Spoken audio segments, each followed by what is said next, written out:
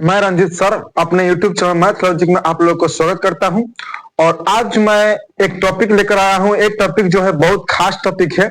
ठीक है, ये टॉपिक जो है बहुत खास है और ये जो टॉपिक है हमारे 6th क्लास का है। 6th क्लास के मैथ का टॉपिक है।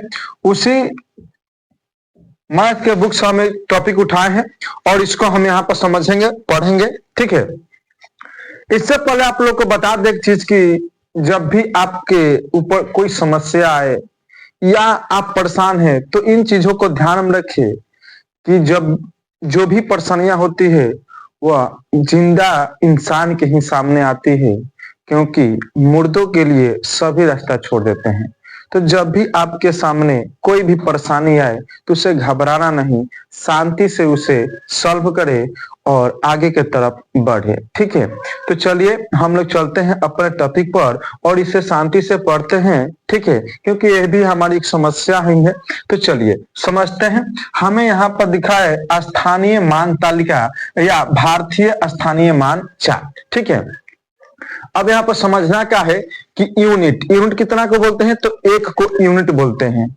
10 किसको बोलते हैं, तो एक पर 0 को 10 बोलते हैं, यानी कि 10 को 10 बोलते हैं। 100,000 एक पर 3 0, 10,000 एक पर 4 0, लाख एक पर 5 0, 10 लाख एक पर कितना 0, 6 0, करोड़ एक पर 7 0 और 10 करोड़ एक पर 8 0।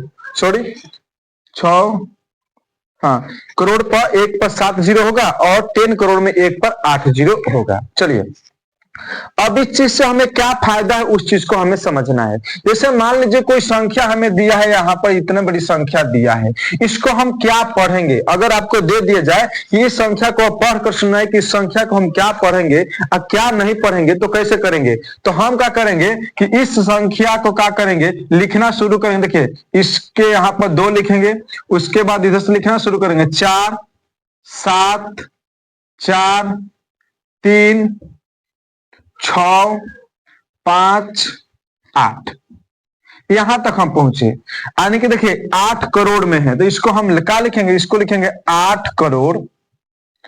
8 करोड़ देखिए आप 5 जो है ये 10 लाख में, यानी कि दोनों को मिलाकर बोलेंगे 56 लाख। 56 लाख 56 लाख। देखिए यहाँ पर 10,000 में है तो 3 और 4 को मिलाकर बोलेंगे तो 34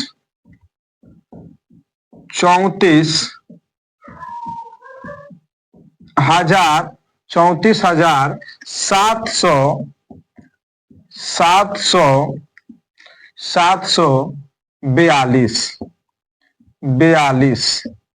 ठीक है, तो अगर इतनी बड़ी संख्या है तो इसको हम क्या बोलेंगे, हम बोलेंगे इसे 8 करोड़ 56 लाख 34,742।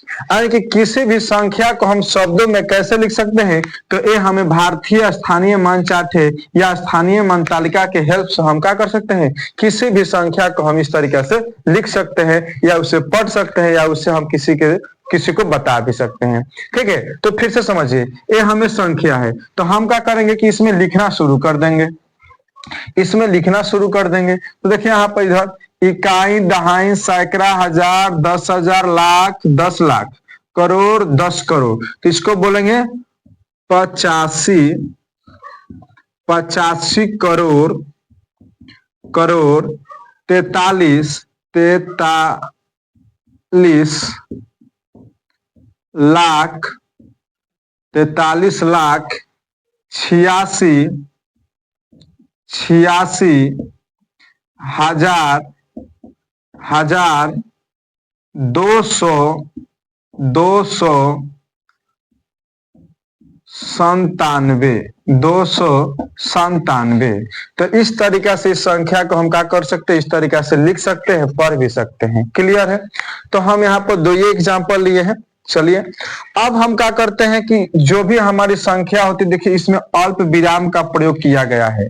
तो अगर आपको दे दिया जाए, जैसे मान लीजिए संख्या दिया है, तो ये जो संख्या हम लिखे हैं भारतीय स्थानीय मान चार्ट के हिसाब से या भारतीय संख्यांक पद्धति के हिसाब से, ये जो लिखा हुआ है गलत है, तो इसको हम सही तरीके से कैसे लिखेंगे, तो इसको सही तरीका से कब लिखेंगे, जब इसमें हम अल्प विराम का प्रयोग करेंगे। ठीक है, तो भारतीय संख्या पद्धति में हम अल्प विराम का प्रयोग कैसे करते हैं, तो इधर से हम 3 स्थान के बाद 3 अंक के बाद पहला अल्प विराम देते हैं, उसके बाद 2-2 अंक के बाद हम अल्प विराम देना शुरू करते हैं। याद रखेंगे भारतीय संख्या पद्धति में हम कैसे अल्प विराम देते हैं, तो पहले इधर से जाना है, इधर से जाना है, दाएं तरफ से जाएंगे तो हमें पहला 3 अंक के बाद पहला अल्प विराम लगेगा, उसके बाद 2-2 अंक के बाद अल्प विराम देना शुरू करेंगे। तो अगर हम इसको देते हैं तो देखिए समझिए कैसे देंगे, 60 70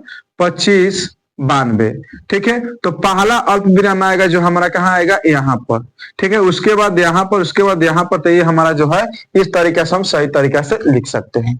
उसी तरीके इसमें अगर हम अल्प विराम देना शुरू करें, 23 24 25 63, तो पहला अल्प विराम हमारा यहाँ पर होगा, फिर यहाँ पर, फिर यहाँ पर, एक तरीके से हम अल्प विराम देंगे, ठीक है। उसी तरीके से जब मान लीजिए कि हमें अंतरराष्ट्रीय संख्या पद्धति में देना हो तब हम कैसे देंगे, तो उसमें हम क्या करते हैं कि 3-3 अंक के बाद अल्प विराम देना शुरू करते हैं। जैसे मान लेते हैं यही हमारा संख्या है, तो इसमें अगर अल्प विराम देना है, जैसे मान लीजिए 60 है, 70 है, 25 है और 92 है, तो इसमें अल्प विराम देना है तो हम 1 2 3 यानी कि 5 के बाद हमारा पहला अल्प विराम आएगा, फिर 1 2 3 यानी कि 7 के बाद आएगा, और इस तरीके से हम अल्प विराम का प्रयोग करेंगे अंतरराष्ट्रीय संख्यांक पद्धति में। अब चलिए जो हम लोग के पास है वह है अंतरराष्ट्रीय संख्यांक पद्धति में हमें पढ़ना है, यानी कि इसको समझना है। तो समझिए अंतरराष्ट्रीय संख्यांक पद्धति में यूनिट का मतलब एक होता है, तो भारतीय संख्यांक पद्धति में यूनिट का मतलब एक होता है, यानी कि दोनों में सेम होता है। इसमें भी 10 और हमारे भारतीय में 10 दोनों सेम होता है। 100 1000 10,000, यहाँ पर 1000 लिखा है, यहाँ पर 10,000 भी होगा, 10,000, ठीक है। उसके बाद आ जाते हैं मिलियंस, उसके बाद आ जाते हैं बिलियंस। अब चलिए हम लोग क्या करते हैं, यहाँ पर समझते हैं भारतीय संख्यांक पद्धति और अंतरराष्ट्रीय सांख्यिकी पद्धति में रिलेशन क्या क्या है उसको हम समझते हैं। तो समझिए यहाँ पर इधर हम लिखे हैं भारतीय सांख्यिकी पद्धति लिखे हैं, और इधर लिखे हैं हम लोग अंतरराष्ट्रीय सांख्यिकी पद्धति लिखे हैं।